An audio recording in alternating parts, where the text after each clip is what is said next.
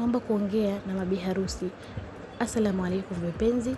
Kwanza, kama wewe ni bi harusi mtarajiwa ama unatarajia kufanya shughuli yako ya harusi yako, naomba uzingatie pesa ya hinna, ya kuchora hinna. Kama ulivyozingatia pesa ya kuweza kupata nguo nzuri, pesa ya makeup artist mzuri, pia jitahidi uweze kuweka bajeti yako ya hinna, uweze kuchora vizuri. Nasema hivi kwa sababu gani? Sijajua ni kwa nini maharusi wengi huwa wanaweka bajeti ndogo sana kwenye hinna.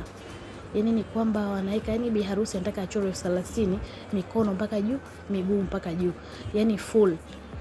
Jamani, hiko kitu hakipo. Wewe kama unataka kupendeza kweli, mtu nakuta kaeka nguo yake nzuri, makeup artist wake kachagua mzuri, anaenda analipa kwa pesa hiyo. Nguo sio chini ya 150,000, makeup hapo sio chini ya 80,000, 90,000, laki.